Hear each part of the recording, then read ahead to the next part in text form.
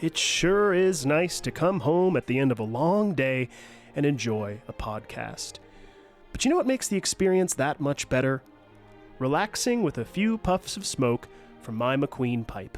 At McQueenPipes.com, I was able to find the perfect smoking pipe to suit my nerdy, yet dignified sensibilities.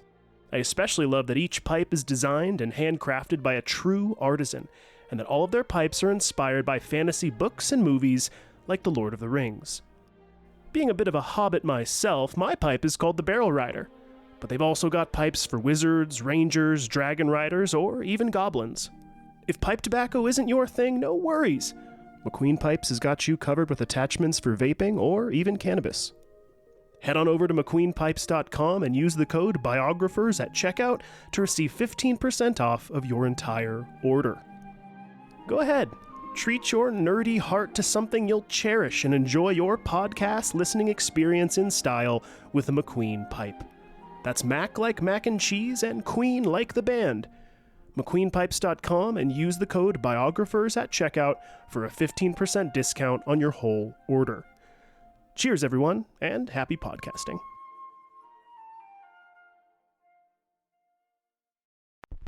I do hope you can see me today from where you are. Ich bin ein Dealer. If I'm generally anything, I guess I'm generally miserable. This modern world of science and invention is of particular interest to women. The people, I would say, there is no patent. Would you patent the sun? I regard myself as a soldier, though a soldier of peace. Welcome to the Biographers. Crossed within the boundaries of the inside of the house for it to be fair game. Yeah. If I find one in the shop, I will generally leave it alone. If I find one outside of the yard, I'm not going to do anything about it. But the second it crosses the boundary of my house, that's fair game. You're in my territory now. Well, I told you that every house that I move into, I make a verbal pact with all the spiders. No. Yeah. Every house that I move into, I will literally say aloud, all right, spiders, I'm telling you right now, and you have to tell all your friends. If you don't tell your friends, it's fair game, but you got to tell all your friends. I don't care if you're here, but you have to stay out of my sight. If you get into my sight and I see you, I am going to kill you. Tell all your friends. It's happening from this point on. And there have been many a time where the spiders have not told their friends. So, Yeah. you know, like, listen, man, you know the rules. I told you, like, we made a pact and you broke it, you know, now it's You war. didn't see the notice. I'm thinking of Hitchhiker's Guide to the Galaxy. Which I haven't seen or read. I need to. What? I know. That's totally up your I know. alley. I have it. It's on my bookshelf over here. It's just, you know, I read so much for this. I rarely have time to read fiction, and you know. That's it goes. fair. That's It's fair. like- I know, because Shalana finally has been reading Mistborn by Brandon Sanderson, which was never something I would cross off on my bingo list, is her reading Brandon Sanderson, and he's my favorite author. And she's like, you should read it with me. And I was like, I almost was about to name drop who I'm doing next.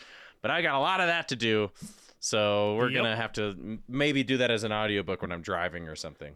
Yeah, that's like the one exception, is if it's an audiobook, I'll usually, like, especially when we go down to see Kat's parents in New Mexico, we'll throw on an audiobook or whatever. But like for this trip to Japan that I'm going to, I'm going to pop a Klonopin, listen to some Brandon Sanderson, let my eyes go in two different directions, and just cruise for the next 10 hours.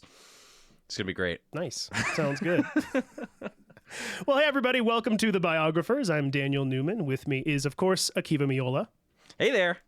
And we're about to get going on to Mark Twain Part 3. Couple things to go through just before we do that. First and foremost, big ups, big thank you. We got a new Patreon subscriber. Let's go. So I wanted to say thank you to Jennifer Cross Barrett. Jennifer, really appreciate your support and you listening to us and all that good stuff. It means a lot. Just wanted to give you a quick shout out and say thanks. Thanks, Jen. Next up after that, like always, for anybody else that wants to support us, like Jennifer or Jen, whatever, however you go by. I go by Daniel. My name's, Daniel. Some people call me Dan. True, yeah. But I don't know. If you go by Jen, right on, Jen. If you go by Jennifer, we'll call you Jennifer. But if anybody else wants to be cool like Jennifer, you can support us on Patreon as well. You can go to patreon.com/thebiographers. Throw us a couple dollars to say thanks. And I always feel like and then I'm like, there's always one other thing I like to say, and then I always forget to say it, which is, if anybody is enjoying the show and you want to throw us a review somewhere, we'd appreciate that as well. We have seen more of an uptick recently, and it's been cool to see. We appreciate everybody's kind of input. And I'm going to tell you this right now, Akiva, but I'm going to save the actual email until an office hours episode. Okay. We got an email from a listener, and this to me might have been maybe my favorite email that I've ever gotten from a listener ever. Okay. And again, I'll save the actual details because I did get permission to read the entire thing during an office hours episode. Ooh. But she reached out and said, hey, I've been listening to your series on Pancho Villa. And I've also been doing a lot of research on my own family lineage. And as it turns out, I have ancestors, one of whom who fought in the Division of the North under Pancho Villa. No. I also had another one who fought against the Division of the North under the Constitucionalistas. So literally two different parts of this person's family fought on opposing sides of the Mexican Revolution. And she went on to describe a little bit more about it and even shared a picture of her ancestor who I believe fought under the Division of the North, and then even shared his death certificate. It's wicked, man. Like, it was one of those. So cool. Yes. And she was just saying how it was amazing to learn about all of the Mexican Revolution and the things that her family was a part of. And to me, that just like makes all of this work worth it a lot of times. I am deeply fascinated with this email. I'm so excited to hear about this. Yes, it totally does make everything worth it. Like, I remember when we got that email from the numismatist, which is a new word for me, talking about, the medical practices with the doctors during the French Revolution and whatnot. It's so fun to hear from the listeners. One of my favorite pastimes is to just go through the comment sections and see if any new comments have popped up on any of the old episodes as well.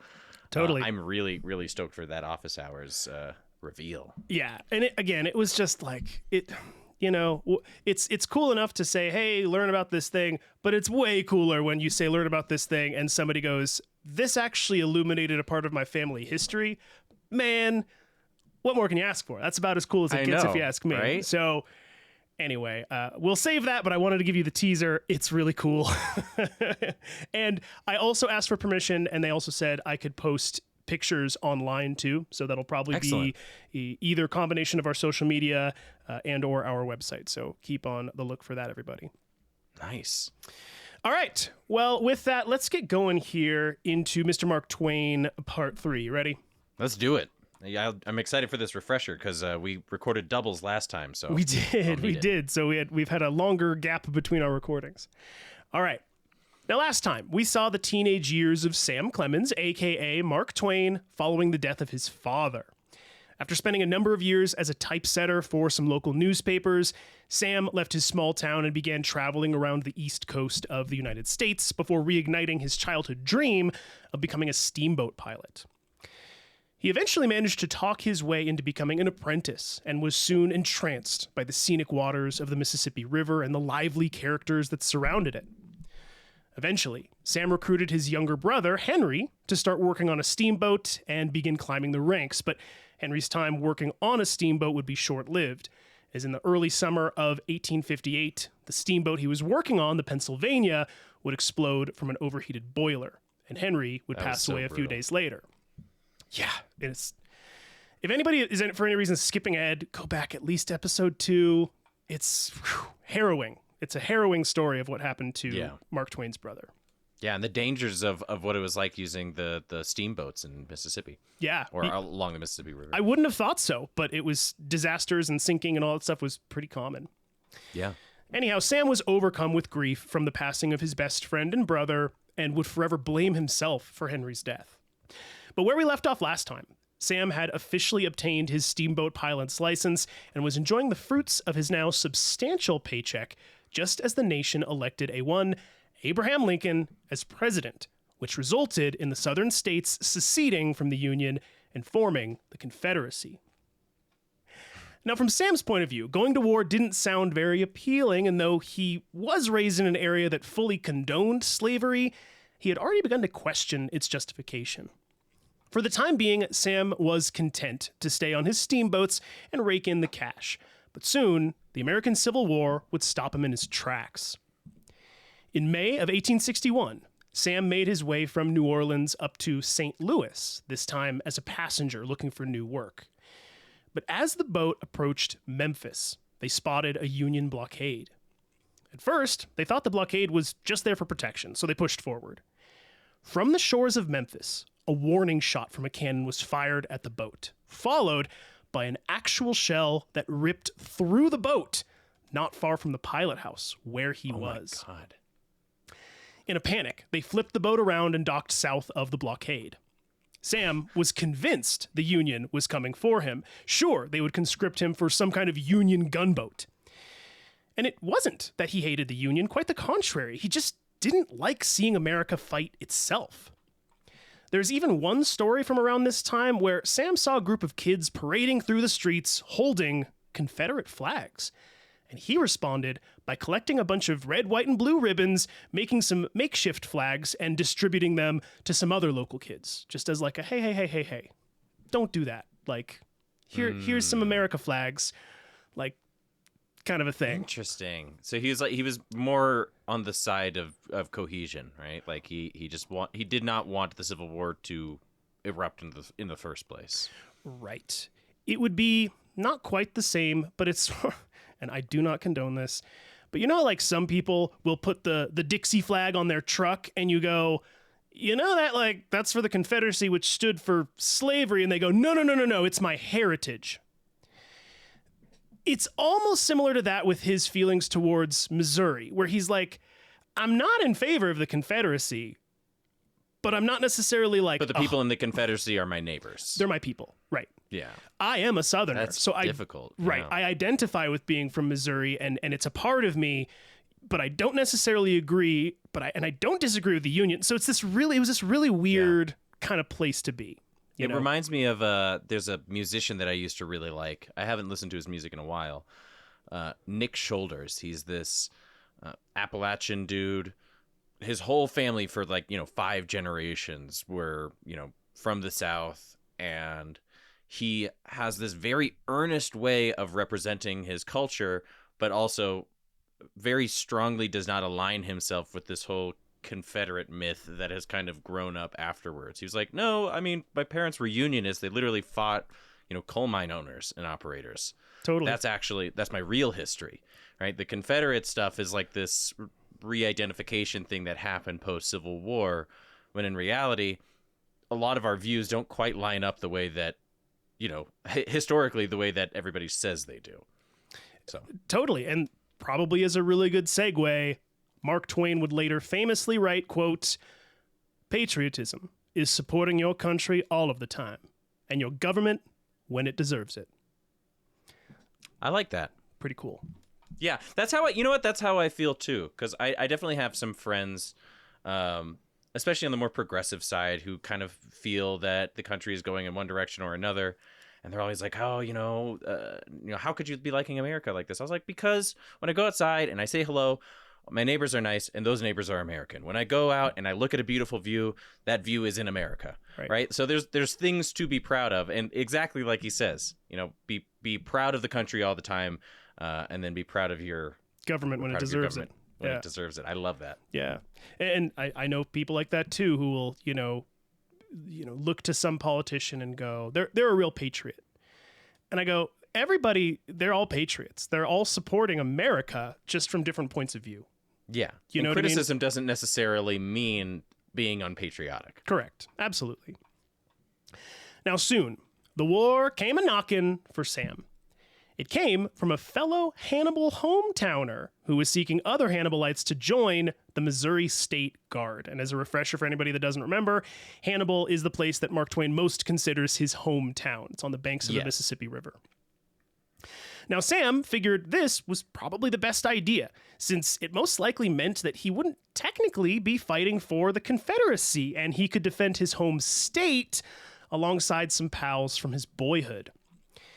Now, since the Union troops occupied Hannibal, the little guerrilla groups started to form up in the woods outside of town.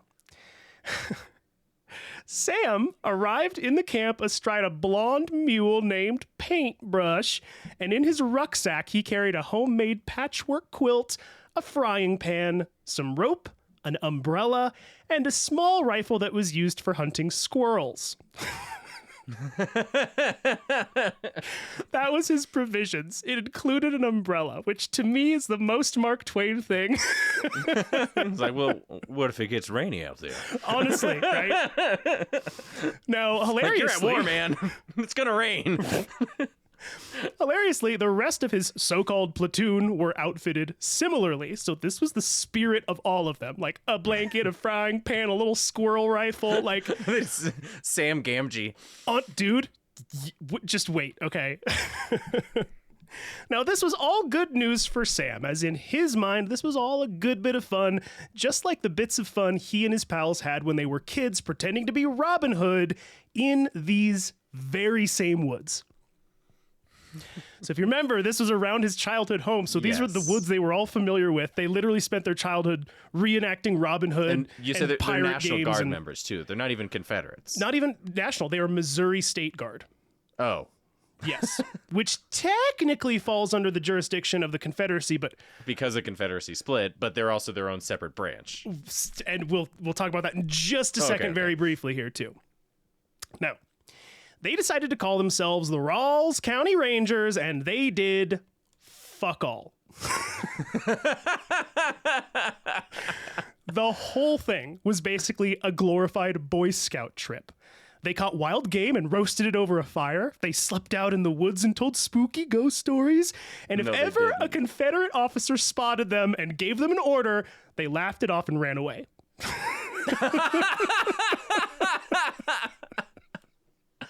That's so funny. They're just like the comical town's guard in any fantasy setting. That's like sleeping in front of the gates. Right. They're basically living like a bunch of hobbits. And if like somebody from Gondor is like, hey, you form ranks, they just like, no, and then run away into the woods. Like, that's so funny. It's malicious compliance. Anyhow, soon the ragtag group began hearing rumors that the Union Army had been dispatched to search for them. Now, this was simply too much for Sam, who not only didn't want to fight, but had no interest in killing another person. He's like, I'm about to get my polar bear patch. Aw, I'm almost done with my archery one. Now, Sam whittled a spoon. I think probably they did. I'm being honest. Like they did not do anything. Like y'all want to make some spoons or yeah, like they literally did nothing. Now, Sam would then desert his ever so brief pseudo-military campaign and search for greener pastures. And a good thing too, as the Union regiment that had been dispatched to find rogue militia groups around Hannibal was led by none other than Ulysses S. Grant.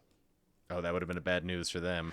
But it would have been crazy because like it would have been 1 degree of separation between Sam and Ulysses S. Grant because you remember Ulysses S. Grant used to be a drunk friend of his sister in St. Louis. True. So it would have been like, oh yeah, a friend of my sister's was hunting me down in my home state. It also must be a Grand Budapest where they like get stopped and they're like, you had sex with my mother. And he's like, no, I didn't. And then like, they have to jump off of the train. Yeah. Like I just thought that was a really weird little coincidence, Huh. Now, of war, Mark Twain would later write, quote, that seems to be the epitome of war, that all war is just the killing of strangers against whom you feel no personal animosity, strangers whom in other circumstances you would help if you found them in trouble, and who would help you if you needed it. Which is very sentimental to me. Yeah. And very true, Yeah, it's super true. Like, I don't even fight somebody when they cut me off in traffic. I'm going to fight this dude that's on the other side of this hill because what? You told me to? Right. Why? And in any other circumstance, if you found them in trouble, yeah, you help them out. Like, that's his whole thing is like, yeah. Anyway. Now, Sam's brother Orion, if you'll remember, had been a member of Lincoln's presidential campaign in Missouri. And after he was elected, Orion reached out to the newly appointed Secretary of State and asked for a job. Now, Orion did his fair share for the campaign, but wasn't exactly a hero of the victory. So Orion was appointed as secretary for the territory of Nevada. It would not be granted statehood until 1864.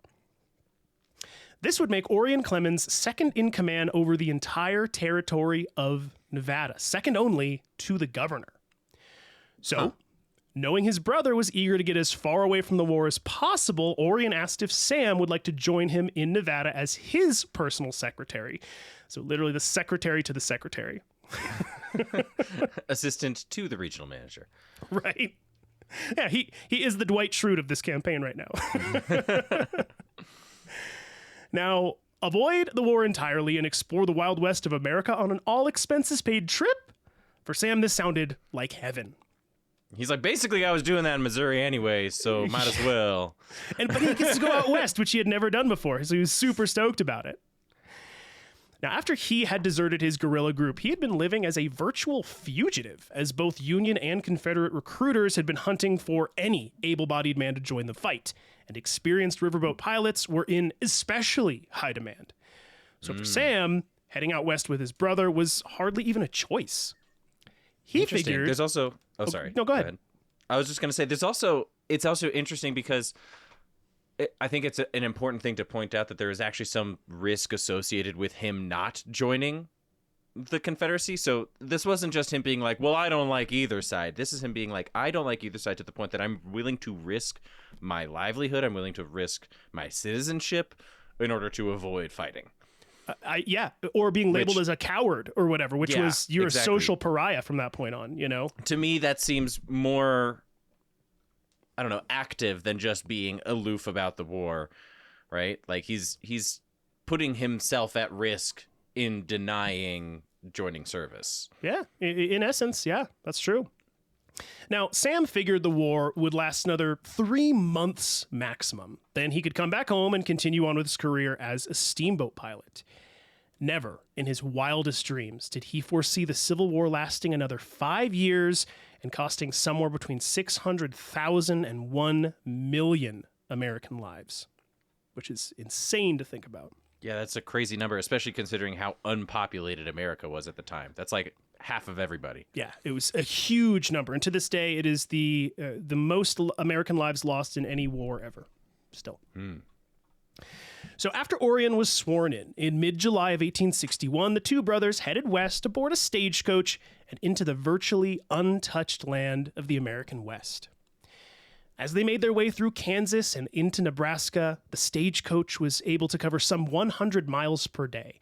And for the first time in both of their lives, they would see native animals like jackrabbits, prairie dogs, bison, and pronghorn, and native plant like sagebrush, tumbleweed, and castanea, known commonly as Indian paintbrush or prairie fire. The journey was filled with long bouts of serene bliss as Sam soaked up the majestic vistas, sitting atop the stagecoach, puffing away at his pipe as the western sunset's humming display of pink and purple gave way to star-filled skies and cool breezes. But the journey was not without its moments of excitement and adventure. At one point, their stagecoach was overtaken by a lone rider, a courier from the short-lived yet legendary Pony Express. Huh. Yeah. And on another occasion, their stagecoach driver was shot and killed by an unknown foe, and they had to find a new driver. So, like, stereotypical Old West kind of stuff. Yeah. Pretty cool. Yeah. You painted a great picture there, by the way. I was totally there as you were describing that. It reminds me a lot of my childhood growing up in Ellicott. I weirdly, that sentence in particular of the sunset and the skies, and I was like, really want this one to be a pretty one. Yeah. So I'm glad you appreciate that. Now, there was even a point where they ran into a legendary outlaw named Joseph Alfred Slade, who would, years later, become the actual archetype for all Western movie villains. Upon meeting him, they had no idea who he was, and after learning of his deeds, Sam would say, quote, "He was so friendly and so gentle-spoken that I warmed to him in spite of his awful history." So basically saying, like, he was really, really, really nice. And then afterwards, when I learned that he was this, like, murderer, I was like, dang, he was really nice. Like, so weird. I liked him. He was cool, you know? Now, Sam would later learn that Joseph Slade's murder count was, at that point when he met him, up to 26. Wow. So not a good dude.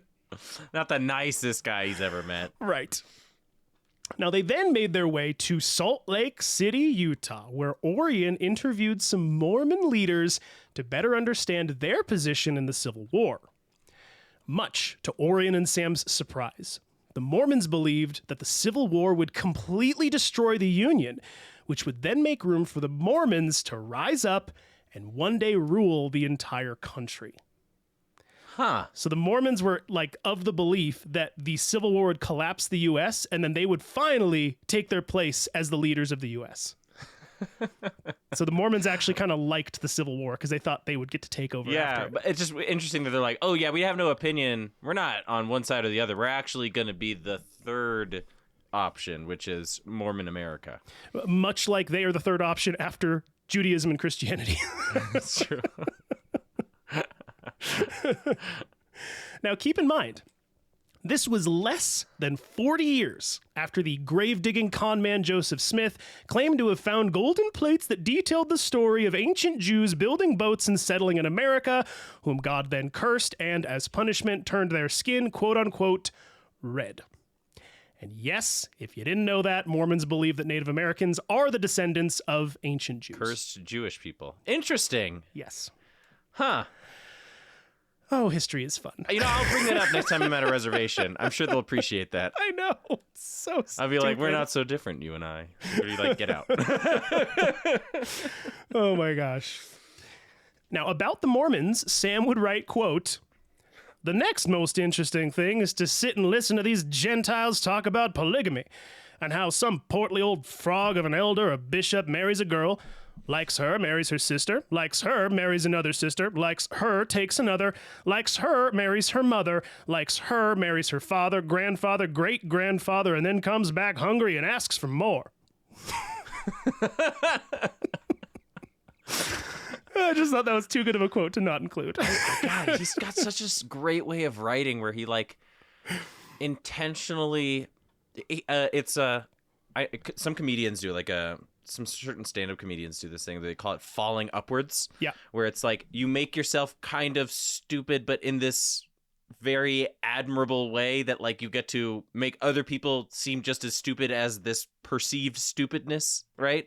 Sort of Forrest Gump is a great example, or like if you've ever listened to the comedian Jeff R. Curie, he kind of does the same thing. I feel like Mark Twain has that about him. 100%, which is why we said at the very outset of this entire series, he is the foundation point of American comedy. It's so true. Yeah. He just has this way of like, I'm going to say something smart in a slightly stupid way to make it funnier.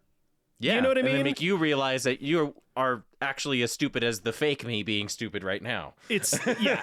And that's why I'm trying to include a lot of quotes throughout this series, is because I really want to give everybody the flavor of this guy's mind, because it was so good.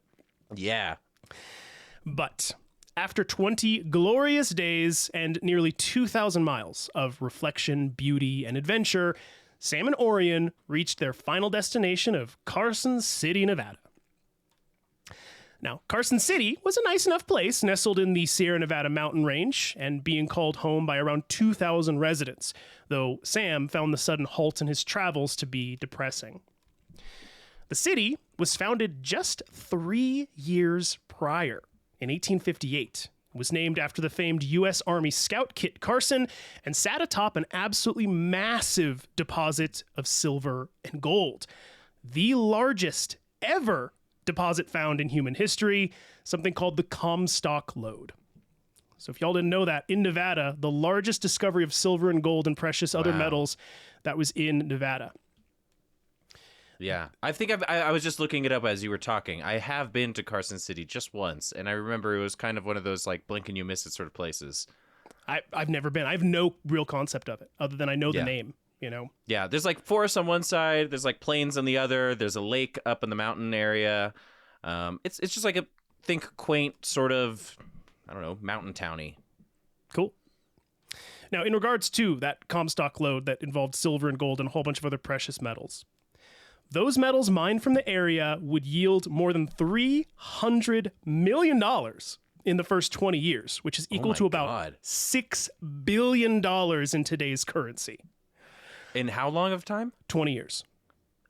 Wow. $6 billion from mining in 20 years. trying to think of like the size of the mine. It must be miles long and I mean truckloads deep. Like that's insane. All over the place. Yeah, huge, massive deposit. You said it was mainly silver or what? Well, we'll talk about it in a second. There's actually a lot of things, and I'm going to read in just a minute a quote from Mark Twain, and he lists out a whole bunch of stuff that's found there. It's pretty cool. I'm getting ahead of you. Now, because of this, the town had erupted almost overnight, bringing in all of the Wild West characters you can possibly imagine. Everyone from gunslingers to prostitutes to toothless prospectors. To toothless prospector prostitutes. Also true. On Sam and Orion's first day in Carson City, they witnessed a good old-fashioned Wild West gunfight and saw an infamous robber named Jack Harris get shot twice before riding off and escaping. So, like, when I say it's the most stereotypical Wild West town you can imagine, that is where they landed. Ballad of Buster Scruggs. Straight up, dude. Like, I mean, Showdown at the OK Corral, like, that what you think of, like, dusty old town with wood-plaqued buildings and everything, that's where they went. I just imagine him watching this guy, like, you know, ride off into the sunset, get 2 shots in the back, and he's just, like, stepping out of a, you know, a store with, like, some ice cream, like, you know? Get him!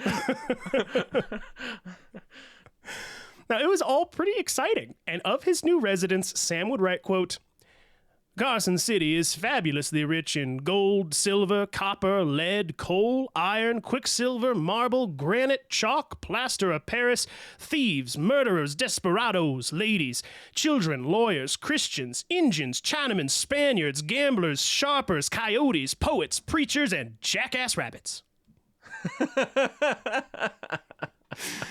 It's good stuff. Wait, are jackrabbits short for jackass rabbits? Yeah. It was shortened over time. That makes sense because I'm not sure if you know this about jackrabbits. They are jackasses. They will eat cows. They eat meat and they will nibble at the heels of cattle and slowly devour them while they're alive. Gross. They're like this like mutated version of a cute little bunny. I'm not sure if you've ever seen one. They're also not very good eating. I remember because I grew up in a place not very unlike Carson City. Ellicott, Colorado, and I remember like we would go hunting rabbits or whatnot, and my buddy Ben's dad was like, "Oh, you do not want to eat a jackrabbit. It is terrible." I've heard that which is why I've heard they would. I know PETA, don't come after us, but apparently they were and to an extent still are used as target practice because they're everywhere and they're a destructive force of nature that people don't want. So, anyhow, so after settling in, Orion began to busy himself with his new appointment, and Sam helped out where he could. But this was extremely short-lived, as Sam quickly became bored and started dreaming of a potential fortune. He decided he would make his fortune in timber by supplying the miners with wood beams for fences, cabins, and tunnel supports. So he found a partner to work with, and the two headed up into the hills not far from Lake Tahoe to scout out the trees that they would harvest. So after spending a few days camping, swimming, and eating trout, one afternoon, Sam started up a small campfire and walked away for a few minutes to grab a frying pan. When he got back, much to his shock, his small campfire had spread well outside its containment, and before he knew it, the fire had become massive. No. It was a raging wildfire, and it stretched for miles. Bro. Yes, everybody. Mark Twain accidentally set the mountains around Lake Tahoe on fire. Dude, why does he live his life like a D&D campaign where no one's actually paying attention to what's happening? Oh, dude, he lives it like friggin' Bugs Bunny or something. Like, really? It's really just like that's what weird. Buster Scruggs is based off of Bugs Bunny a Bugs Bunny episode, and I'm totally like seeing the connection. It's like firing all the neurons here. It's so funny. I'm thinking about like the rolling boulder. I'm thinking about him being a steamboat captain. I'm thinking about it's a Mickey Mouse just, like, story. going out into the woods in Missouri, and now he's accidentally he like turns his back and then turns around and then in the most like fire. Idiotic comic way of like, I just want to go get a frying pan to roast up my fish, and then he comes back and he's like, oh shit. It's also so funny because he went out there for wood. Correct. So he literally burnt down his like idea supply for what he wanted his business to be. It's like, it's. That's so funny. How big was the wildfire? It literally went for miles. Oh my God. It was huge. Like, huge. He burnt down a huge portion around Lake Tahoe. Wow. Yeah. Wow. He's like responsible for the deaths of millions of small critters. Correct. Like. Oh, okay. It's so funny. I know. So, with his dreams of becoming rich off of timber literally going up in flames, he decided he would try out his luck in good old mining. Maybe he could be like so many other gold rushers and strike it rich, he thought. Now, he tried his best, but as it so often happened with Sam, the dreams in his head simply could not live up to the reality he experienced, and he gave up trying after about a year or so, never finding any big payload. It was now the summer of 1862, and Sam was 26 years old. His dreams of striking it rich as a miner were dead, and he began to set his sights on a far too long belayed idea that had been lingering in his brain for ages. Writing. And not just for fun, but professionally. So he pressed on his brother for help, and before Sam knew it, he was offered a position as a journalist for $25 a week at a Virginia City newspaper called the Territorial Enterprise. Now, Virginia City was about 15 miles north of Carson and was known for its ambition, excess, corruption, murder, and debauchery, containing over 50 saloons, all of which doubled as whorehouses. Kind of like a mini Las Vegas. Sam described Virginia City by writing, quote, "There were fire companies, brass bands, banks, hotels, theaters, hurdy-gurdy houses, wink wink, wide open gambling palaces, civic processions, street fights, murders, a dozen breweries and a half dozen jails and station houses in full operation, and some talk of building a church."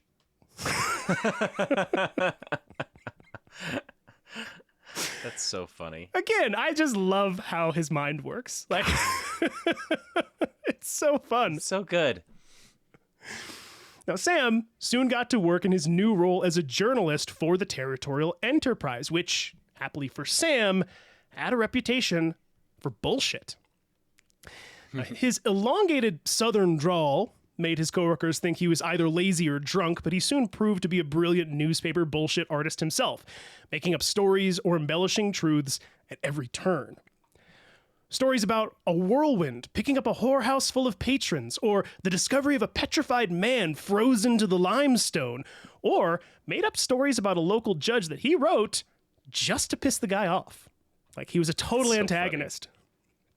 He's just the Onion. It's just... Kinda. Right? Again, foundations of American comedy. Like, yeah, it's pretty true. Now, readers of the local newspaper, they loved it, and his coworkers loved him for it. He quickly became a local favorite about town and combed through hotels, police stations, and saloons, and hung out with actors, showgirls, and musicians in search of the day's fresh gossip. In the last episode, I mentioned how Sam's mother, Jane, had made him swear off drinks and gambling on his journeys, but that promise had been broken some time ago. Sam found that drinking and gambling were the exact social lubricant he needed to get in with the more prolific purveyors of local tea spilling. His day would usually start around noon, and as the paper didn't go to print until 2 a.m., he had plenty of time to gallivant around town before sitting down around midnight for a few hours of writing and editing. Once his article was submitted, it was off to the saloons for celebratory drinks, which usually lasted to around 5 or 6 a.m. before he'd go back home, crash for a few hours, then up at noon again, rinse and repeat. So just a complete tornado of a lifestyle. Yeah. You know? It's funny that he has the same sleep schedule as Nikola Tesla, but with 0% of the productivity. He's literally sending in the paper, sending in the paper an hour before it goes to print. Yeah. That was like his full style. Sometimes less. Totally his style. Now, the paper also dispatched Sam on some more boring assignments like stock reporting, courthouse proceedings, and political inquiry, but he always found some way to make them all entertaining. It was during this period that Sam truly began to hone his ability to consistently write, not only in sharp, observant, and reliable ways, but in his own voice, with a distinct splash of comic sensibility and a keen ear for local jargon and slang. In fact, it was during this time, on February 3rd, 1863, that Sam would publish a letter in the Territorial Enterprise and sign it with a pen name never before seen by readers, but one that would continue to ring through the annals of human history for centuries to come. Prophetically, the letter would begin with a sentence that read, quote, "I feel very much as if I had just awakened out of a long sleep," and was credited to an author named Mark Twain. There we was go. Officially born. That's so cool. So, if anybody's ever curious, the first time the world was ever introduced to Mark Twain, February 3rd, 1863. Prior to that, he was known by other weird pen names or just by Sam Clemens. Huh. Fun little fact for you. I still love the fact that it's from a call on a steamboat. I know. It's a fun fact. It's one of my favorite fun facts ever. So Mark Twain, you know? Yeah, totally. Now, his thought and wit were expanding like never before, and he took every chance he could to exercise his literary muscles.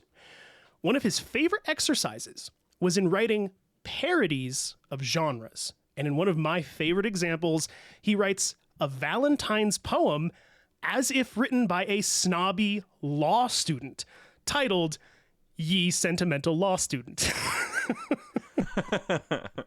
Now, it's long, and you should definitely go read it if you can, but here are a few of my favorite portions. And again, this is a parody, so it's like a love poem as if written by a law student. Okay? So here it goes. "Such sights and scenes as this ever remind me the party of the second part of you, my Mary, the peerless party of the first part. The view from the lonely and segregated mountain peak of this portion of what is called and known as the creation, with all and singular the hereditaments and appurtenances thereunto appertaining and belonging. I see the desert spread abroad like the mantle of a colossus, glowing by turns with the warm light of the sun, herein before mentioned, or darkly shaded by the messenger clouds aforesaid.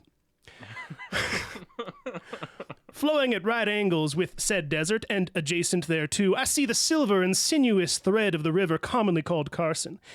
And about said sun and the said clouds, and around the said mountains, and over the plain and the river aforesaid, there floats a purple glory, a yellow mist, as airy and beautiful as the bridal veil of a princess, about to be wedded according to the rites and ceremonies pertaining to and established by the laws or edicts of the kingdom or principality wherein she doth reside, and whereof she hath been and doth continue to be a lawful sovereign or subject."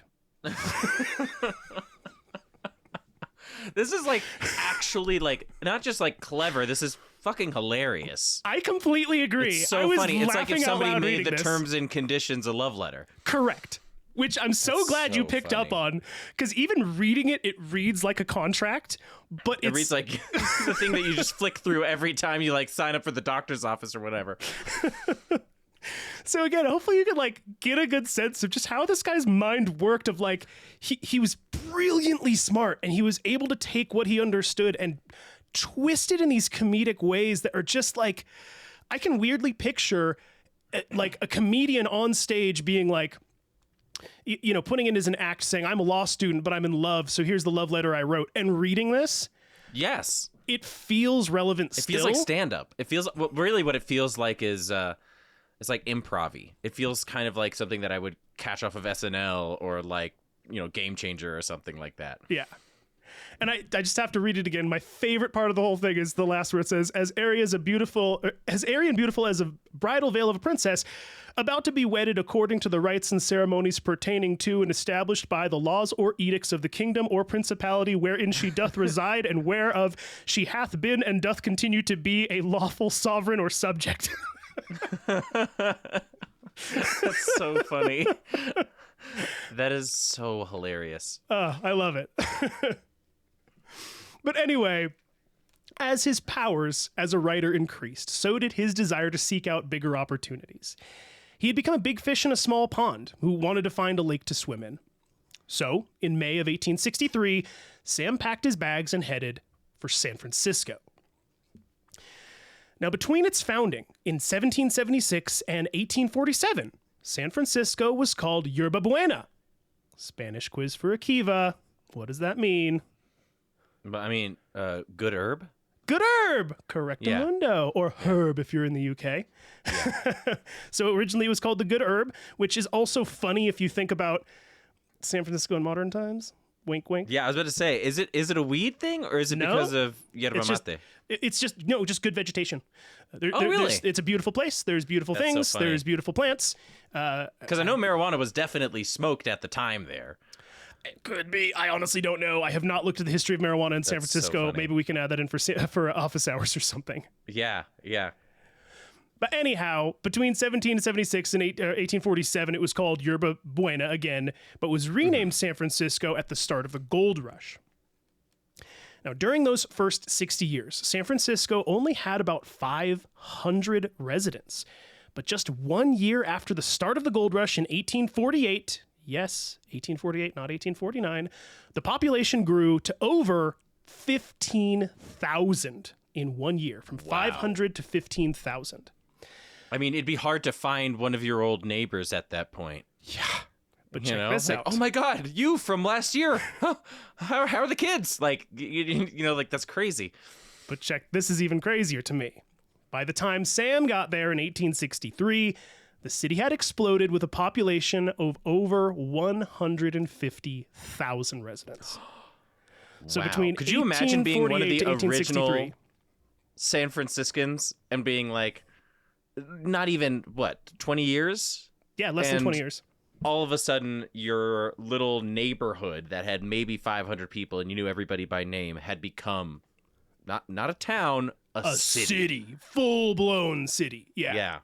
It's I know insane. a little bit about San Francisco around this time. Tasting History has a really lovely video about free lunches in San Francisco, because a lot of the bars would do that, where the old phrase, there's no such thing as free lunch, came from. Basically, right, like they'd have bars. Yeah. They'd have bars and they just give you a bunch of like free lobster and oysters and all this stuff in the hopes that you would spend way too much money drinking so that, you would come back the next time. Right. It would all even out for them as business. Mm-hmm. Now, his first visit was mostly a recon mission to establish a connection with a local paper for whom he could send letters for publication. But he was really starting to heat up, and everyone seemed to not only love him, but want a piece of his literary chops, and Sam knew it. He would write at the time, quote, "I am proud to say that I am the most conceited ass in the territory." We've already said this a couple times throughout this episode. Mark Twain just had a way of saying things. So if I went to a party to write about fashion, and if I saw a pretty lady in a pretty dress, I would probably write something like, "She wore a flowing gown draped to the floor with sparks of red and green, with a necklace of clustered diamonds surrounded by even larger diamonds. She was a sight to behold." Of that exact same person, Mark Twain actually wrote, quote, "She wore an elegant coffered flounce with a front piece formed of a single magnificent cauliflower embedded in mashed potatoes. Thus attired, Miss B looked good enough to eat." Ooh, it just is the best, man. Dude, he's also kind of smooth. Yeah, he is. But that's like, come on, he says the first thing to set up the second thing, right? Yeah. So it's not like he just describes it as cauliflower embedded in mashed potatoes, which is sort of weird at first, and then you read him saying, "Thus attired, Miss B looked good enough to eat." You're like, bro, dude, it's a beautiful line. Like, he just has a way, man. Yeah. It's so good. But like many who get caught up in their own hubris, Mark Twain, the alter ego in pen of Sam Clemens, would soon take a step too far in writing a piece called "A Bloody Massacre Near Carson," which graphically detailed a horrific murder spree carried out by a man named Philip Hopkins, who slaughtered 7 of his 9 children along with his own wife before taking his own life. Ooh. Now, just to give you a sense of Mark Twain's visceral and savage way of telling this story, I'll read you a few excerpts, but do be warned, it's really, really nasty. So it goes like this, quote, Mr. Hopkins lay with his throat cut from ear to ear and bearing in his hand a reeking scalp from which the warm, smoking blood was still dripping. The scalpless corpse of Mrs. Hopkins lay across the threshold with her head split open and her right arm almost severed from the wrist. In one of the bedrooms, 6 of the children were found, one in bed and the others scattered about the floor. They were all dead. Their brains had evidently been dashed out with a club. The children must have struggled hard for their lives. Of the 2 who survived, the eldest was frightfully mutilated and the knife with which her wounds had been inflicted still sticking out of her side. Thankfully, the entire story turned out to be a complete hoax. What the fuck? Dude. I was just about to ask you, I was like, this is real, right? Like, this is a real thing that he saw. Completely made up. 100% fiction. If like, having an imagination, if there was an Olympics for that, I mean, he'd be a gold medalist. It's Truman Capote level graphic detail about murder. Like, it's like, jeez, dude, like, really nasty. Sometimes you just, like, see an artist, or specifically an artist who just, like, you just think, wow, this person must see more than I see, hear more than I hear, feel more than I feel. Like, almost like a synesthesia thing where they just, like, they have this truer sense of what's going on around them, this complete awareness that allows them to write like this, you know? And you just wish that you had it, you know? His mind worked in a very gifted way, if you can call it that. In this instance, it's weird, but it's still good gifted. writing. I mean, it's just disturbing writing, you know? Yeah. Mary Shelley. True. Very true. Still a gift. So Mark Twain had made the whole thing up as an analogy for how people can be easily fed a false narrative in things like stock investing, but really just being taken advantage of. And it even, like, towards the end of the entire piece, it did say that. Like, it made it pretty clear that it was made up, but people couldn't read far enough into the article that he wrote to even get to that point to realize that it was fake. They were too disturbed, so they stopped reading it.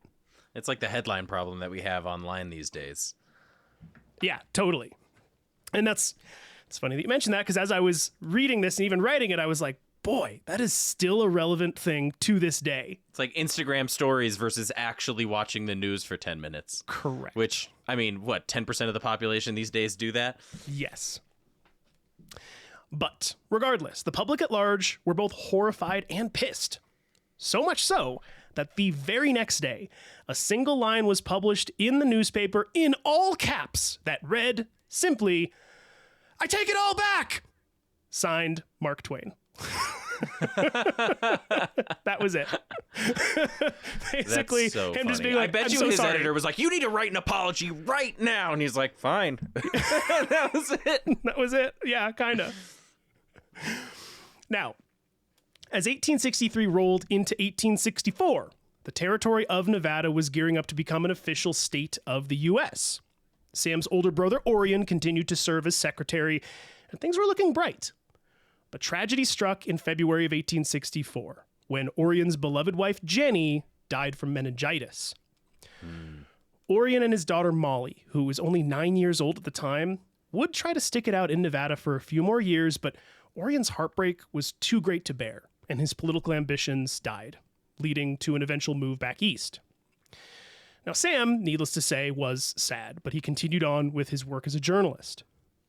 Only a few months before his sister-in-law's passing, Sam had been introduced to a maverick writer named Charles Farrar Brown, known better by his pen name of Artemus Ward.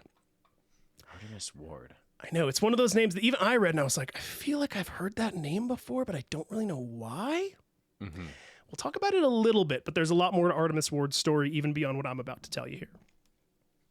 Now, Artemus Ward had blown into town from Cleveland and was already something of a national celebrity, known for his comedic jabs at social and political ideas. In his time, Artemus Ward had worked for many newspapers and publications and was at one point even the editor of Vanity Fair. He was even a favorite, and I think this is how I knew him, of President Abraham Lincoln, who is known to read Ward's columns out loud to his cabinet, basically laughing at himself because a lot of Artemus Ward's things were political jabs and saying like, well, how stupid is Lincoln for doing this? Lincoln thought it was hilarious and literally read Artemus Ward to his cabinet as like a self-deprecating, like trying to keep himself humble and in check. So no, that's funny. That's how, I think that's where I've probably heard his name before, is that Lincoln would read the Artemus Ward columns. Now, when Sam met Artemus, the two were instant friends and quickly took to painting the town red. As they hung out more and more, Sam found a sparring partner in comedy, and the two became known for their absolutely devastating duels of wit. Out to dinner with friends, they would hold the entire table in stitches as they traded comedic roundhouse kicks. The two brilliant comedic minds sharpened against one another like knives becoming razor blades. And it wasn't just a friend that Sam found in Artemus, but a role model. In Artemus, Sam saw a guy who was doing basically the exact same thing he was doing, with the same set of skills, only Artemus was currently touring around the U.S. giving lectures and was earning about $30,000 in the process. And that is about $770,000 in today's currency. Wow. So basically $750,000 is what Artemus Ward was making touring around the U.S. We'll talk about this more as we go on. Lectures is what... They were basically just speaking presentations. A lot of... You can make the comparison that it's now like going on a comedy tour and you're playing in comedy clubs. That's basically what this was. Because it's like when a new comedian or whatever, old comedian has a new set, they tour it around for like a year or two, year and a half, like telling the same jokes every night. That's exactly what they were doing here. Yeah, I remember Tesla also was on sort of a lecture route along with other people. Because a lot of the times, and correct me if I'm wrong here, a lot of the lectures, they would also host multiple people in the same show with a variety of different subjects so that, you know, people from town can see a bunch of different things. Sometimes. Oh, okay. Depending on the name. Yeah. Because sometimes people would get up and be like, I'm going to talk for 20 minutes about this thing that I've been researching or that I've discovered in science or whatever. But then you'd have people like Artemus Ward, and we'll see later on Sam Clemens, who would be like, you're going to sit there for an hour to an hour and a half, and I'm going to tell you the story of this thing that happened to me at this one time. Yeah. And it was like everybody just be busting up laughing the entire time. Like That's it was awesome. It was like these comedy shows. So, after again meeting Artemis, Sam soon started to think he might just be able to do the same thing. Now, by this point, Sam was now living in San Francisco full-time and enjoying all the culture, art, parties, plays, and operas the city offered. And he was no slouch either. He was now comfortably living in the category of minor celebrity and was living in the finest hotel in the city, the Occidental, which Sam described as, quote, heaven on the half shell. Which again, he has a way. Yeah. Now, equal to his fascination with high-class living was his attraction to the unsavory corners of the city, and he was known to frequent gambling halls, saloons, and though there is no direct evidence, almost definitely brothels. Now, Yeah, I was about to say, my boy definitely got around. Yeah. Like, again, there's no direct evidence, but most of what I've read from these different historians and biographers, it's like this, I think almost nobody was writing about that at the time, because it wasn't a point of pride. It was almost just this sort of like, yeah, we all kind of, if we have the money, we're going to go do it, but we're not going to talk about it, you know? Yeah. And knowing how Sam Clemens was, I just think it's a natural, like, yeah, of course he was. Of course he was going to brothels. Yeah. Like, come on. Like, just saying. Anyhow. Now, his gambling habits also extended well into the stock markets, and Sam soon started to take on a lot of debt. Now, we will see this throughout his life, Sam just being utterly terrible with money management. And again, when it came to stock investments and investments in general, he just never was very good. But from his point of view, he had earned it. He was now working as a reporter for a publication called Morning Call and was bringing in $35 a week, which is approximately $700 in today's currency. And despite being busy and well established in high society, he was always known to write frequent letters to his mother, though oftentimes they were little more than an excuse to wind her up and exercise his wit. In one example, he wrote to her saying, quote, "You have portrayed to me so often and so earnestly the benefit of taking frequent exercise, that I know it will please you to learn that I belong to the San Francisco Olympic Club, whose gymnasium is one of the largest and best appointed in the United States. I think it nothing but right to give you the whole credit of it. I feel like a new man. I sleep better. I have a healthier appetite. My intellect is clearer, and I've become so strong and hardy that I fully believe 20 years have been added to my life. I feel as if I ought to be very well satisfied with this result when I reflect that I never was in that gymnasium but once in my life, and that was over 3 months ago.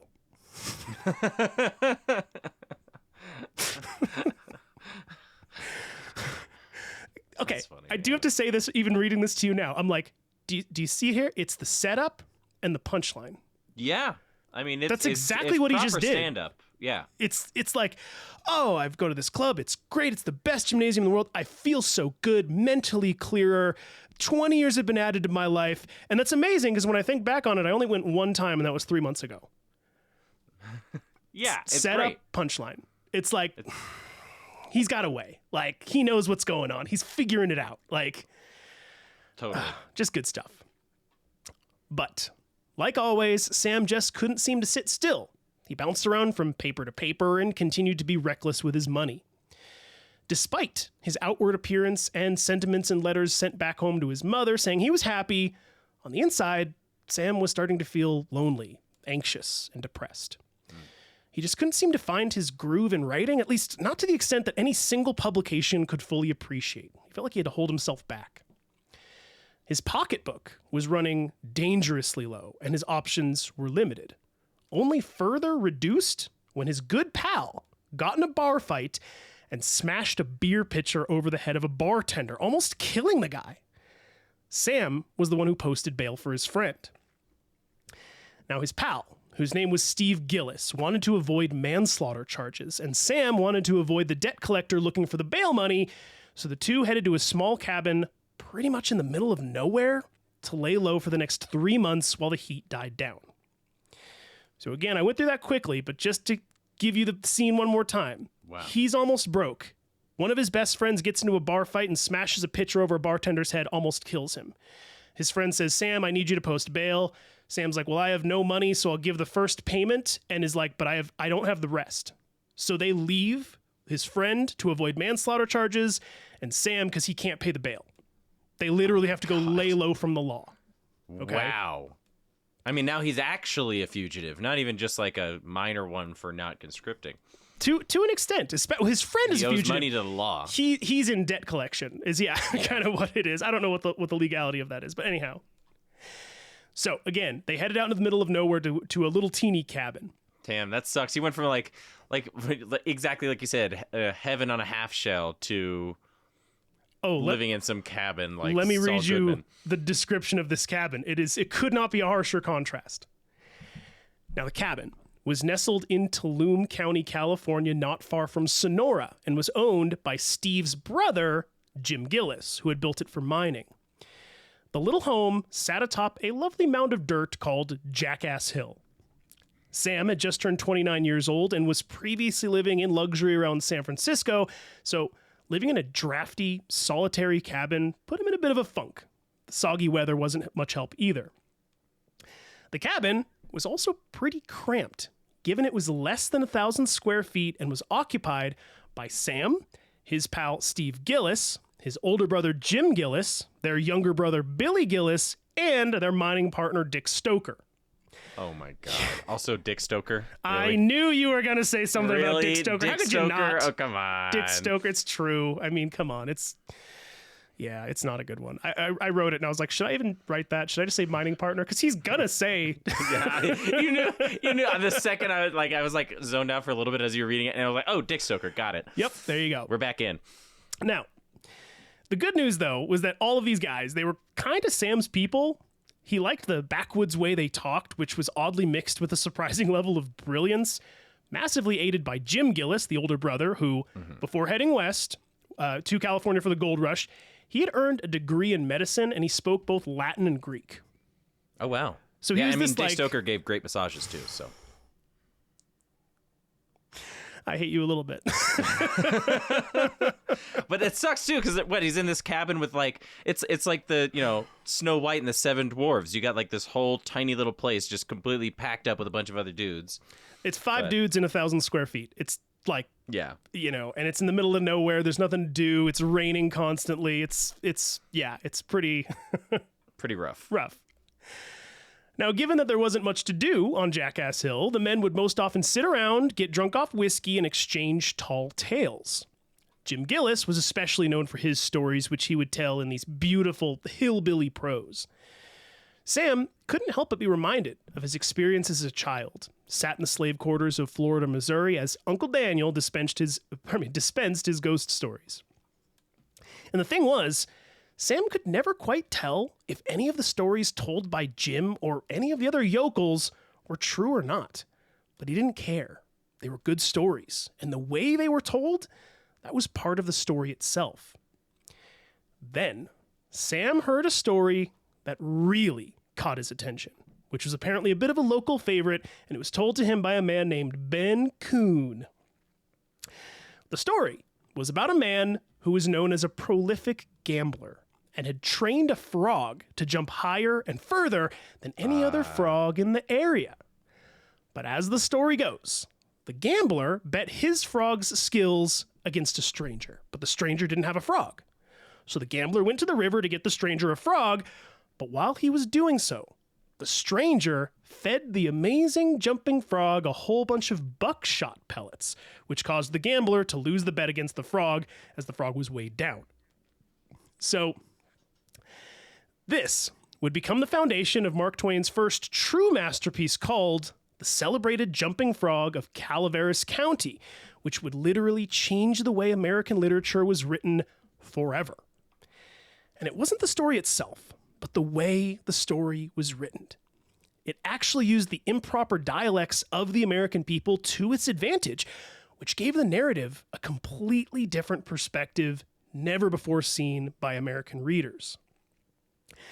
Now, for everyone out there who hasn't read it, you absolutely should. You can get through it in about 10 minutes. But just to give you a sample, here is one excerpt from The Celebrated Jumping Frog of Calaveras County, and keep in mind that what I'm about to read is only 2 sentences long. This year Smiley had a mare. The boys called her the 15-minute nag, but that was only in fun, because of course she was faster than that, and he used to win money on that horse for all she was so slow and always had the asthma or the distemper or the consumption or something of that kind. They used to give her 200 or 300 yards start and then pass her underway, but always at the fag end of the race, she'd get excited and desperate like and come cavorting and straddling up and scattering her legs around limber, sometimes in the air and sometimes out to one side amongst the fences, and kicking up M-O-R-E dust and raising M-O-R-E racket with her coughing and sneezing and blowing her nose, and always fetch up at the stand just about a neck ahead as near as you could cipher it down. And I did read that during one of the last episode of... Yeah, it was Office Hours. Was it Office Hours? And I remember saying it sounded like a drunk dude that came up to you and you were like trying to get out of the conversation, which is basically the premise, right? Isn't that it's like a writer at a train station? Okay. Right. It's like, it literally, this writer is trying to find information about a guy who I think his last name is Smiley. And this person who I'm reading in the voice of basically goes, well, I don't know that guy, but I know a guy named Jim Smiley, and then proceeds to just dump this information onto this guy who's like, I don't want to know this. Like, and what a great way to start off writing and start off American literature is to have a writer, the embodiment of what we normally would write, the things that we would normally seek, accidentally stumble upon a quote-unquote real American telling a quote-unquote real American story, right? The premise of it sets itself up so perfectly. Yeah. And you can kind of see why, hopefully anyways, reading something like this, that you had never read anything like this before as an American, you'd probably just be like, what am I reading? This is crazy. Yeah. And like, in the best way. Like, it just made you laugh, because I think you had even said it when we were initially talking about it a few episodes back, where you were like, everybody knows somebody like that who like will ramble onto something. I think I probably am that person for most of my friends. Same. Who like, just like, well, let me tell you a thing. It has nothing to do with what you're actually talking about, but let me ramble for 5 minutes because it's actually interesting either way. Like, Yes. And I think that was part of the comedy of it too.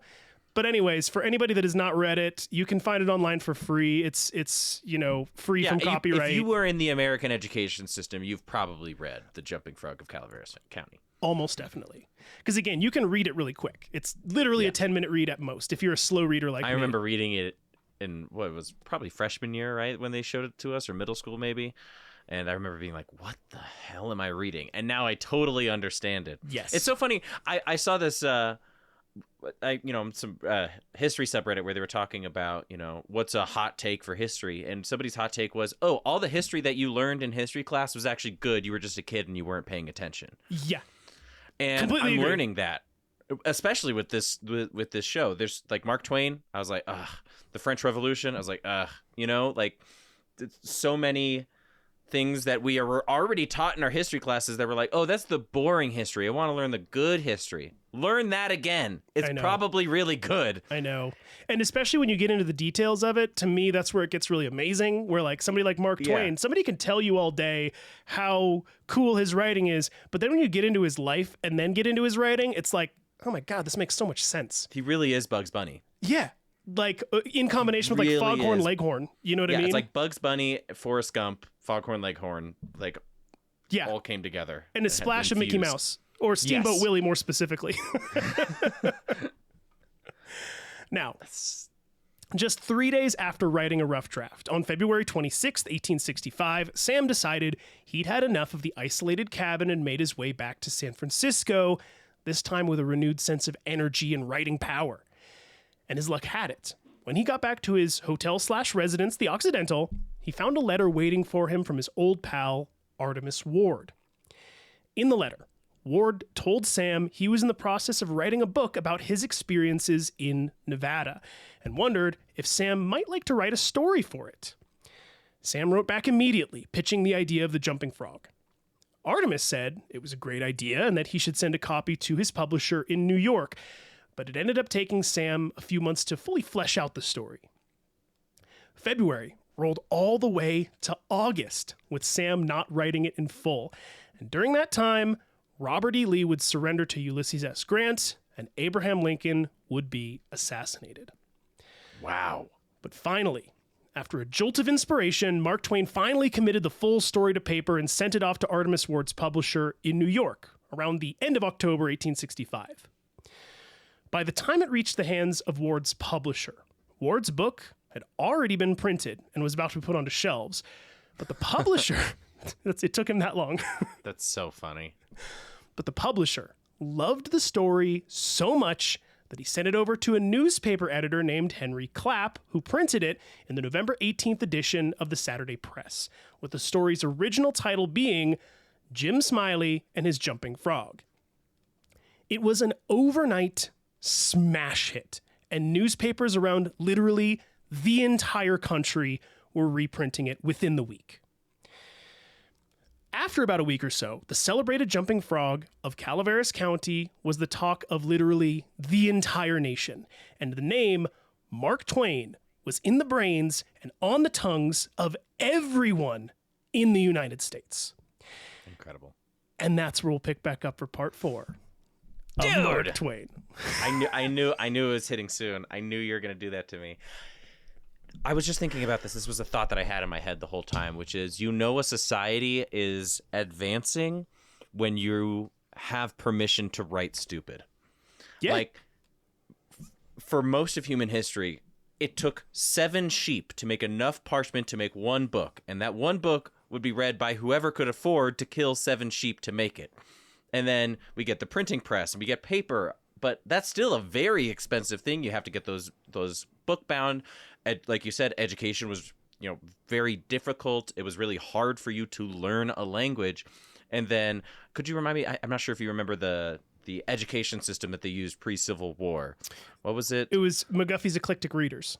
Yes. And then McGuffey's Eclectic Readers comes out. We have a nation of readers, which now allows us as a society to be able to write stupid. Yes. And the benefits of that are so amazing. I love it. Yeah, and even specifically, I didn't really write this in, but just a comment to add was that one of the reasons that the celebrated jumping frog of Calaveras County, many historians see as like, why was it such a smash hit? It wasn't just that it was funny. I didn't read this anywhere, but I would compare it to when World War I was over and we got the Roaring 20s. It was like everybody was on the edge of their seats to finally have fun again. And that's almost exactly what happened with the celebrated jumping frog of Calaveras County, where for 5 years, America had basically been reeling over death and tragedy and war, and it just finally ended. And this was the first huge gulp of fresh air, and people were laughing. Kind of reminds me again. of like if you've ever been at a funeral and you're with your siblings or something like that, or a good friend, and there's been like a long pause. Somebody walks up, and then like your friend just like whispers in your ear like some joke about like, wow, her dress really looked crazy, and then you just immediately burst out laughing. Yeah. Right. That the first joke that hits after, like you just said, like a long period of mourning or silence or stress or whatever. Yeah. You know, that first joke that allows you to laugh. Ugh, God. Timing was great. I'll tell you, the listeners won't know this, but I was smiling this entire recording. Good. I'm so sad that you did Mark Twain, because that means I can't do it myself. But honestly, there's no way that I would have done it better than you have so far. So, Oh, you're too kind. I don't know about that. no, that was amazing. Colorful writing. I can already tell that the person that you're reading is inspiring your writing. 100%. It's so cool, dude. I'm so pumped to get the next episode. It's going to give me something to look forward to when I get back from my trip. I'm so excited. Man, I'm very flattered. Thank you very much. I hope the listeners feel the same way. And I also do hope, I know I've already said this a couple times throughout the series so far, but like this is going to be a longer series. I think it's don't even mention it. It's totally worth it. If they're already on this episode, then they're strapped in for the rest of it. If you finish this episode and you even listened half of an iota, you're ready to finish it all the way out. So, because my intention is to keep up this level of pace where I'm trying really hard to, again, sort of trim out the fat, really get the good stuff, but not skimp on the details either. Like find that good middle zone. So I hope I'm achieving that, everybody. Yeah. And again, like there's a lot of quotes in this one, but I think you see why. Like I can't get rid of them because it illuminates this guy so much more than if I just said he did this, and then he did this, and he did this, and he did this. Hearing it in his own voice, for me, shifts the entire thing and makes me just go like, oh, that's so cool. I genuinely, I couldn't agree more. I have laughed more at this series than I've ever laughed because he's in literally any Bugs series. Bunny.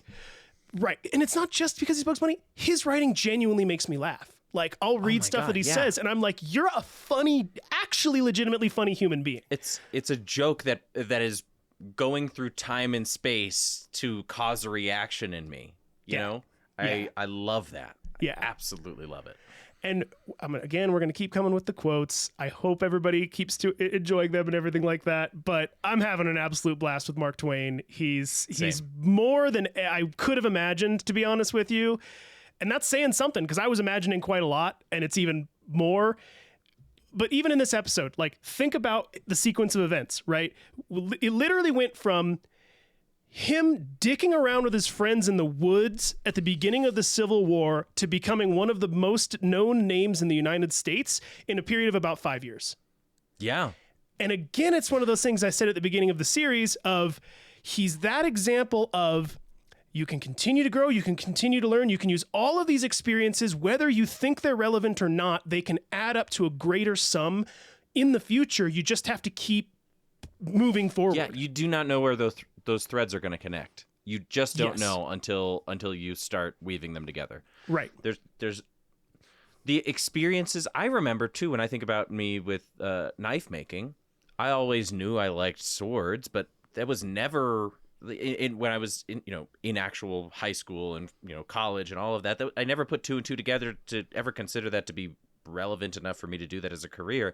And then all of a sudden you find yourself at the right crossroads with the right opportunity, and because of this weird little life that you're living, each person individually, whoever's listening to this, because the weird little life that you're living, you have the experience to make a decision that benefits you.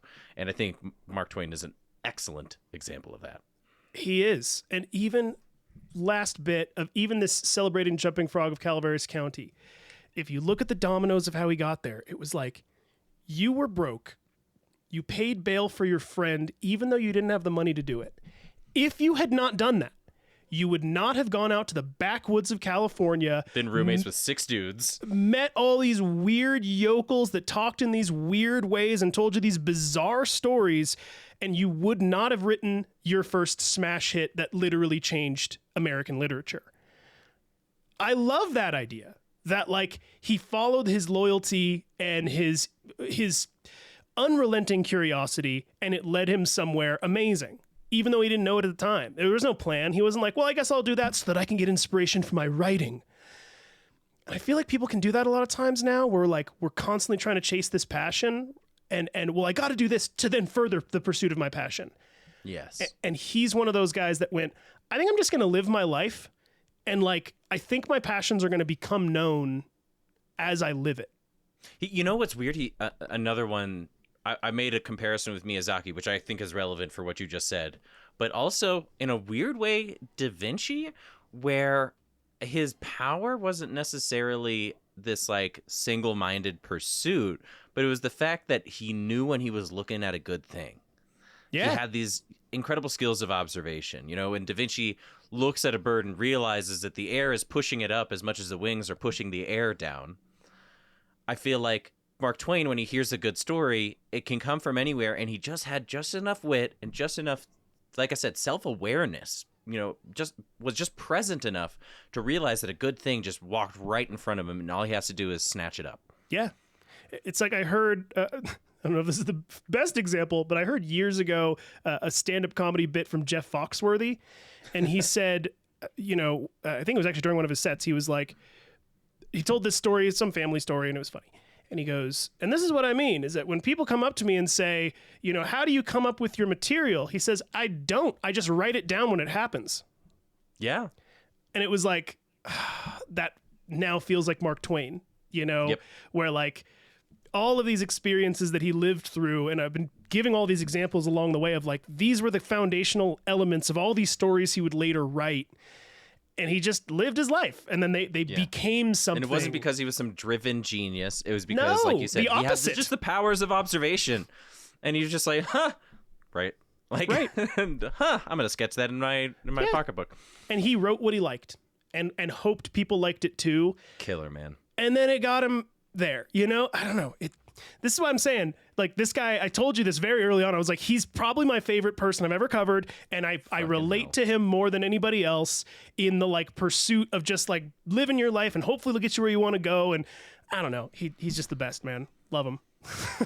Dude, knocked it out of the park. I'm so stoked to hear the next one. Thanks, man. And we're getting into some good stuff in the next episode. Like real good stuff.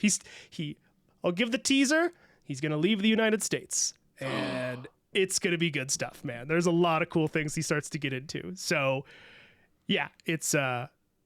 I'm excited. Okay. Oh, yeah, brother. Well, let's end there. I feel like this is probably going to be not a long episode, but longer than normal. So we'll cut it off here. But again, thanks everybody so much for listening. I really appreciate your time and all of your support. I hope that Mark Twain, I'm doing him justice here.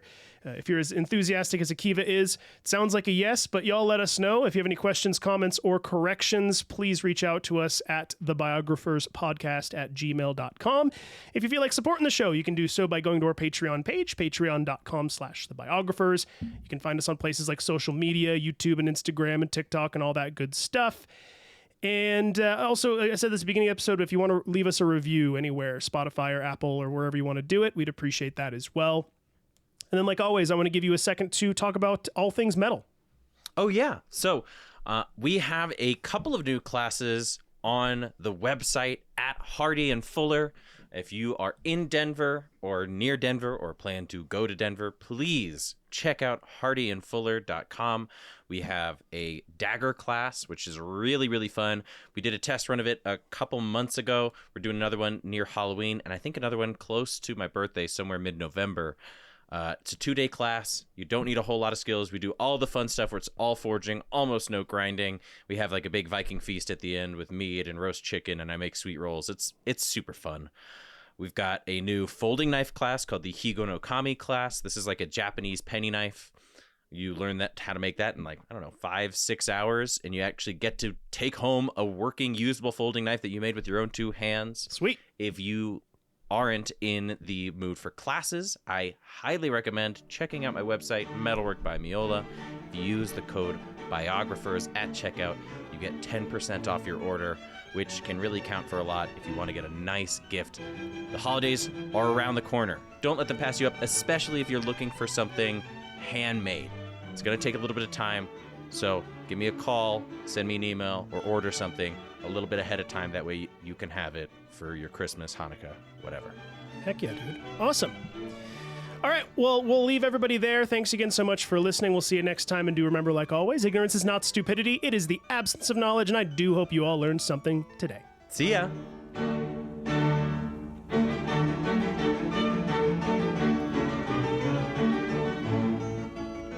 You've been listening to The Biographers.